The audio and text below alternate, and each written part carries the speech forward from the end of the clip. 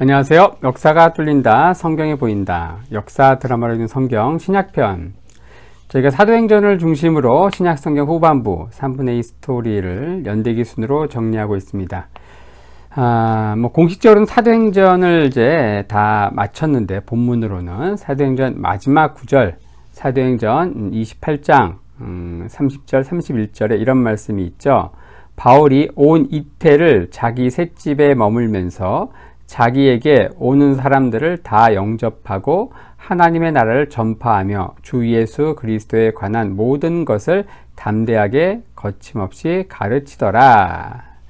자, 바울이 2년간 로마 감옥에 투옥되어 있죠. 꼼짝달싹 못하는 그런 상태는 아니고, 약간 방문객도 맞이할 수 있고 이러한 그 자유로운 가택 연금 상태에서 어쨌든 2년간 로마 감옥에 있으면서 바울이 쓴 옥중 서신 4개에 대해서 지난 시간에 살펴봤고요. 자, 오늘은 이제 그 이유, 로마 수감 그 이유, 2년간 갇혀 있다가 주 60년에서 62년까지 갇혀 있거든요. 그리고 풀려납니다. 주 62년에 풀려나고, 하지만 네로의 박해, 그러니까 2년 후에 있었던 64년 네로의 기독교 대박해 때 바울은 다시 체포되어서 이때 처형되죠. 로마에 수감된 그 이후 2년간 자유로운 몸 상태에 있었을 때 바울은 어떤 시간을 보냈는가? 로마 감옥에서 풀려난 이후의 그 시간. 자, 2년간 기다린 끝에, 바울은 이제 재판을 받게 되었을까? 이제 바울이 2년간 그 가택 연금 상태에 있었다고 했죠. 그 기간 동안에 벌어지는 스토리는 사도행전은 그냥 그대로 끝나기 때문에, 이런 것들은 이제 초대 교회와 관련된 그 전승들에 의해서 좀 의존해서 부족한 부분을 채울 수밖에 없죠. 2년의 기다린 재판 끝에 바울은 과연 재판을 받게 되었을까? 만약 재판을 받았다면 유죄 판결을 받고 처형되었을까? 아니면 무죄 석방되었을까? 그리고 재판을 했다면은 네로 황제가 직접 이 사건을 신문했을까? 등등, 이런 꼬리에 꼬리를 무는 궁금증이 있는데, 사도행전은 이에 대한 답을 주지 않기 때문에 초대교회 전승을 비롯한 성경 외적인 자료에 의존해서 부족한 공백을 채울 수밖에 없다는 것이죠. 지금까지 알려진 바로는 이제 이 2년의 기간 동안 어떤 로마 법정에서 이 법정 관련 업무가 폭주했다고 합니다. 그래서 이 재판이 무려 2년간 지체되었고, 그로 인해서 바울은 이 2년간 감옥에 좀 자유롭게 가택 연금된 상태로 계속 머물 수밖에 없었다. 자, 그런 가운데 공명정대했던 근위 대장 부루스라는 사람의 주도로 재판이 마침내 열리게 됐는데, 전승에 따르면 바울은 이때 석방됐다고 합니다. 62년에 석방되는 거예요. 그리고 주후 64년 네로 황제의 기독교 대박해 때 다시 체포되어 재수감된다. 아마도 죄목은 기독교인의 지도자로서 속주의 치안을 지속적으로 어지럽혔다는 죄목, 이런 것들로 기소되었을 가능성이 높습니다. 요 기간, 풀려난 2년의 기간, 주 62년에서 64년 요 기간 동안에 전승 스토리 가운데 가장 환상적인 내용은 자유의 몸이 된 바울이 요 2년의 기간 동안 꿈에도 그리던 스페인, 당시 땅끝으로 알려진 스페인에까지 가서 복음을 전했다는 것입니다. 바로 바울이 로마에서 풀려난 이후 64년 이제 다시 체포되어서 처형되기까지 2년의 자유로운 시간, 요 기간 동안에 쓰여진 3개의 서신이 있는데, 바로 디모데전서, 그리고 디도서, 디모데 후서가 되겠습니다. 흔히 이 3개의 서신을 목회 서신이라고 부르는데, 바로 에베소 교회를 감독하던 이제 디모데, 그리고 크레타 교회를 감독하던 디도, 그러니까 목회자, 당시 감독에게 쓰여진 서신이다. 그래서 목회 서신이다, 이렇게 이야기를 하죠. 목회 서신, 주 62년에서 64년 요 사이에 쓰여진 3개의 서신. 먼저 시기적으로 가장 앞선 디모데 전서를 볼 텐데요. 잘 아는 대로 디모데는 바울이 2차 전도 여행 중에 루스드라에서 리크루트합니다. 전도 열매로서는 1차 전도 여행 때 맺어지고요. 2차 전도 여행 때 바울과 실라가 떠나지만은 이 루스트라를 지나면서 이제 디모데를 이제 리크루트합니다. 바울이 로마에 갇혀 있는 그 기간 동안에도 함께 디모데는 갇혀 있었다고 하고요. 그리고 바울이 풀려났을 때 마지막 선교여행, 그 2년간 있었던 선교여행, 만약에 바울이 스페인까지 갔다, 서바나까지 갔다 그러면은 그 여행을 함께 했기 때문에 디모데도 함께 갔을 가능성이 많습니다. 그리고 이 서신을 쓸 당시에 디모데는 에베소 교회 감독으로 섬기고 있었죠. 자, 에베소 교회의 사역자가 된 디모데를 격려하고 거짓 교사들을 경계할 것과 감독, 집사는 어떤 사람을 세워야 되는가 등 목회자에게 필수 불가결한 내용들, 이런 것들을 상세하게 가르치는 내용, 이런 것들로 이제 디모데 전서가 꾸며져 있다는 것입니다. 자, 그 다음에 이제 디도서인데요.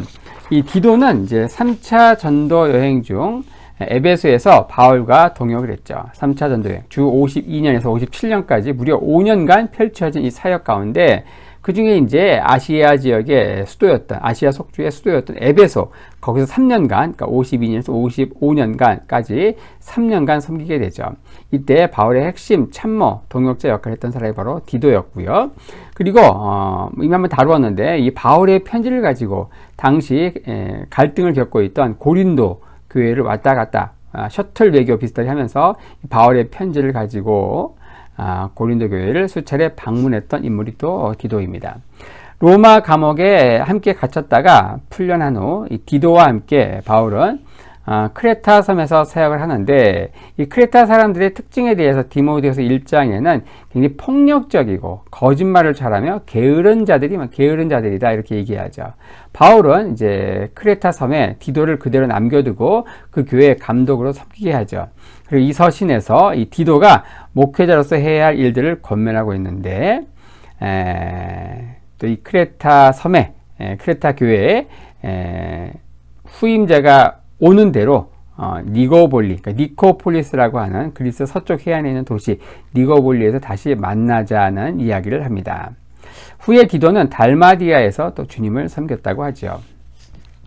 자, 마지막으로 살펴볼 서신이 바로 디모데후서입니다. 시기적으로는 바울의 서신 가운데 가장 마지막에 쓰여진, 처형 직전에 쓰여진 서신이 바로 디모데후서입니다. 쓰여진 시기는 이제 대략 주 64년 네로 황제의 기독교 대박해 여파로 바울은 다시 체포되죠. 하지만 과거 로마 감옥에 있을 때처럼 자유로운 어떤 가택 연금 상태가 아니라 추운 토굴에 감금돼 있었다. 굉장히 그 토 환경이 이전과는 하늘과 땅 차이였다는 거죠. 그래서 이 바울의 행방을 찾기 위해서 이 오네시보로라는 사람이 동분서주해야 했던 상황을 디모데후서 1장 16, 17절에서 이렇게 기록하고 있습니다. 원하건대 주께서 오네시보로의 집에 긍휼을 베푸시옵소서. 그가 나를 자주 격려해주고 내가 사슬에 매인 것을 부끄러워하지 아니하고 로마에 있을 때 나를 부지런히 찾아와 만났음이라. 총 변론이 이제 두 차례 심리, 재판이 벌어지는데 1차 심리에서는 증거 불충분 판결을 받는데 그렇다고 해서 풀려나지는 않습니다. 석방되지는 않고 계속적인 조사를 위해서 다시 구금되죠. 바울은 네로 황제의 기독교 대박해 분위기가 굉장히 험악했기 때문에 이 재판정에서 자신을 변호해 주는 사람이 아무도 없었다는 것을 이제 말하고 있습니다. 바울은 비록 당분간에 불과했지만 네로의 악한 의도에서 이제 무사할 수 있었는데 1차 심리 이후 잠시 이제 곧바로 유죄 판결을 받고 처형된 것이 아니기 때문에 이러한 상황을 사자의 입에서 건짐받았다 이렇게 표현하고 있죠. 디모데후서 4장 16, 17절에 이렇게 기록하고 있습니다. 내가 처음 변명할 때에 나와 함께한 자가 하나도 없고 다 나를 버렸으나 그들에게 허물을 돌리지 않기를 원하노라. 바울을 변호해 주는 사람이 아무도 없는 거예요. 당시 분위기가 워낙 험악했고 기독교회는 이제 기자만 들어도 전부 처형되고 사자밥이 되고 막 이런 상황이었기 때문에 주께서 내 곁에 서서 나에게 힘을 주심은 나로 말미암아 선포된 말씀이 온전히 전파되어 모든 이방인이 듣게 하려 하심이니 내가 사자의 입에서 건짐을 받았느니라. 여기서 얘기하는 사자의 입은 뭡니까? 바로 네로 황제. 기독교에 대해서 엄청난 박해라던 그 네로 황제로부터 비록 잠깐이지만 좀 풀려났던 그런 상황들을 이제 사자에 입에서 건진을 받았다 이렇게 표현하고 있습니다.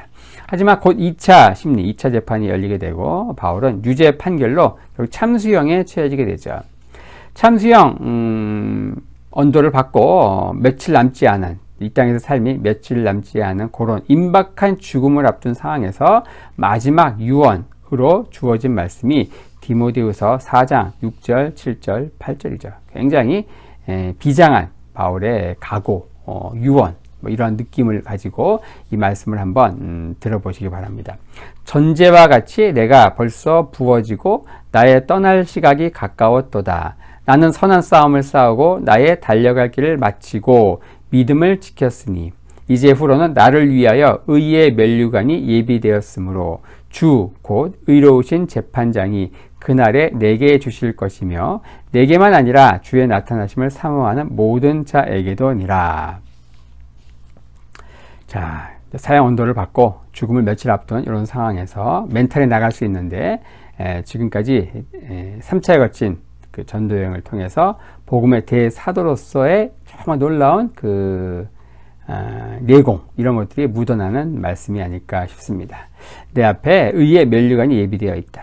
의로우신 재판장이 내게 상을 주실 것이다. 그리고 주의 나타나심, 주의 재림을 사모하는 모든 자에게도 동일하게 이러한 축복이 임할 것이다. 권면하면서 바울은 이 땅에서의 최후를 맞이합니다. 자, 이렇게 하면서 오늘은 이제 바울이 로마 감옥에서 잠시 풀려난 이유, 그리고 네로 황제의 기독교 대박해로 인해 다시 체포되기까지 주 62년에서 64년까지 자유로운 몸이 되었을 때 쓰여진 대표적인 세 개의 서신, 디모데전서, 디도서, 그리고 디모데후서, 흔히 말하는 목회 서신으로 불리는 세 개의 서신에 대해서 간략히 살펴보았습니다.